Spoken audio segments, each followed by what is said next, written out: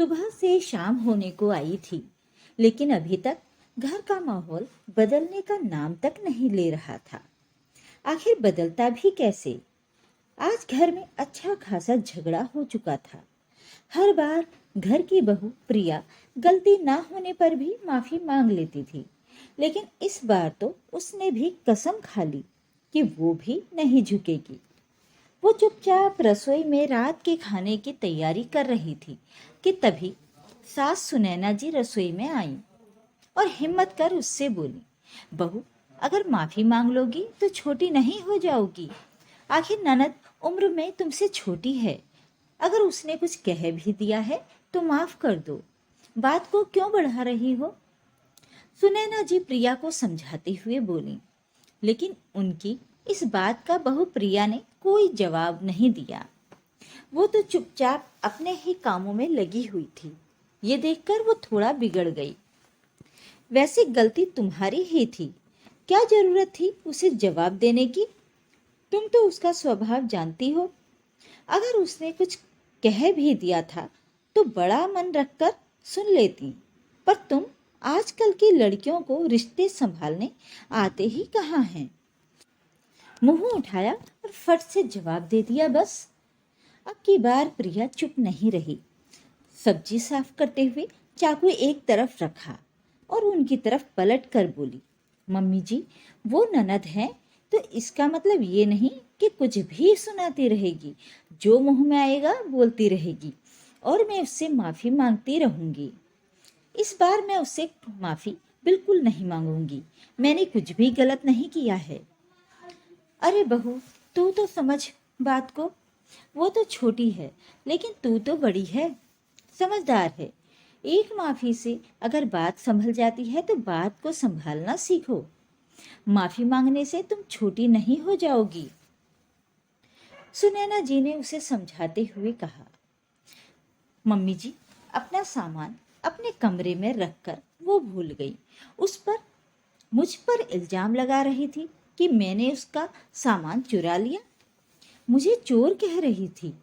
मेरे माता पिता के लिए 10 उल्टी सीधी बातें बोल रही थी, और फिर भी आप मुझे उससे माफी मांगने के लिए कह रही हैं। कुछ भी हो जाए, इस बार मैं माफी नहीं मांगूंगी। प्रिया गुस्से में बोली, बहू, वो तो शुरू से ही नक चढ़ी है।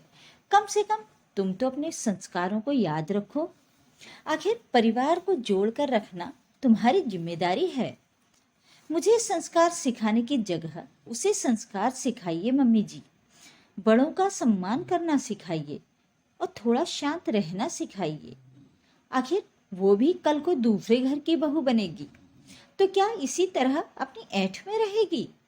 उसकी सास भी उससे यही उम्मीद करेगी कि वो घर को बांध कर रखे। बहू का ऐसा रूप देखकर सुनैना जी कुछ कह नहीं पाई। समझ गई कि इस बार बहू झुकने वाली नहीं है। आखिर अपना सा मुंह लेकर वो बाहर चली आई। गलती तो सारी उनकी बेटी कृतिका की थी। वैसे ही एक नंबर की अक्खड़ मिजाज है। अपने सामने तो किसी को कुछ समझती ही नहीं, और फिर ऊपर से गुस्सा ऐसा कि क्या बोल रही है कुछ होश नहीं रहता। पता नहीं क्यों जब से प्रिया इस घर में बहू बनकर आई है तब से उसके पीछे ही पड़ी रहती थी। ननद होने का घमंड बहुत ज्यादा था। बस उसी घमंड में प्रिया की इज्जत उतार देती थी। कहीं भी उससे कुछ भी बोल देती थी और फिर खुद ही नाराज होकर बैठ जाती थी। किसी से बात तक नहीं करती थी। पर हर बार प्रिया गलती ना होने पर भी उससे माफी मांग लेती थी। पर आज तो उसने हद ही कर दी। उसने अपने लिए ऑनलाइन एक घड़ी ऑर्डर की थी जो कल शाम को ही आई थी। सबको घड़ी दिखाने के बाद उसने वो अपने कमरे में ले जाकर रख दी। लेकिन सुबह जब सब लोग नाश्ता कर रहे थे उसी समय प्रिया की बहन और पापा घर पर आए थे। दरअसल उसके पापा प्रिया की बहन को एग्जाम दिलाने के लिए बाहर ले जा रहे थे, पर रास्ते में ही प्रिया का ससुराल था तो वो 10-15 मिनट उसे मिलाने के लिए यहाँ ले आए। जब 10-15 मिनट रुककर वो लोग रवाना होने लगे तब कृतिका अपने कमरे से निकलकर बाहर आई। तब कृतिका ने प्रिया की बहन के हाथों में वैसी ही घड़ी देखी तो तिल मिला गई। खैर वो लोग जल्दी में थे तो वो लोग तो रवाना हो गए। थोड़ी देर में उसके भैया और पापा भी वहां से अपने अपने काम के लिए रवाना हो गए। लेकिन उसके बाद कृतिका ने अंदर आने के बाद काफी हंगामा कर दिया। वाह भाभी, आजकल चोरी चकारी का काम भी शुरू कर दिया आपने। शर्म नहीं आई आपको मेरी घड़ी चुरा कर अपनी बहन को देते हुए। उसकी बात सुनकर प्रिया हैरान रह गई, जबकि सुनैना जी को कुछ समझ में नहीं आया। तो वो बोली, कौन सी घड़ी चोरी कर ली? क्या बोल रही है तू? मम्मी आपने देखा नहीं क्या? इनकी बहन ने वही घड़ी पहन रखी थी जो मैंने कल ऑर्डर करके मंगाई थी। उन्होंने वो चोरी करके अपनी बहन को दे दी।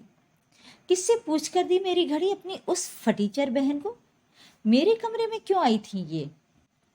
मेरे सामान को हाथ क्यों लगाया इन्होंने? ये सुनकर प्रिया को भी गुस्सा आ गया। बस करो कृतिका, जो मुंह में आ रहा है वो बोले जा रही हो।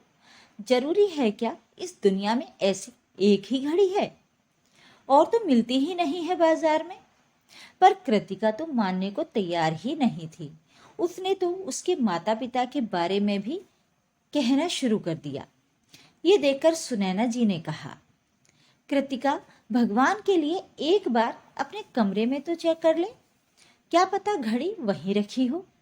आखिर सुनैना जी के डांटने पर कृतिका अपने कमरे में गई तो घड़ी उसके कमरे में ही रखी हुई थी।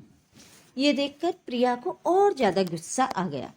उसने साफ साफ कह दिया कि आज के बाद उससे बात करने की भी जरूरत नहीं है। पर ननद से तो ये भी नहीं हुआ कि अपनी गलती की माफी खुद आगे होकर मांग ले। शाम को जब उसके भैया और पापा घर पर आए और उन्हें ये सब पता चला तो उन्होंने कृतिका को माफी मांगने के लिए कहा। पर कृतिका माफी मांगने को तैयार ही नहीं थी। वो तो बस यही कह रही थी कि गलती से उसे गलतफहमी हो गई थी। तब उसके पापा ने भी साफ साफ कह दिया, आज के बाद तुम्हें बहू से कुछ भी कहने का हक नहीं है। पर ये याद रखना, मायका तो तुम्हारा भाई भाभी से ही है। हम कितने दिन रहेंगे? बाद में तुम्हें इन्हीं के पास आना है। अगर रिश्ते नहीं संभाल सकती तो हमारे जाने के बाद मायके की उम्मीद छोड़ देना। तब जाकर कृतिका ने प्रिया से माफी मांगी थी।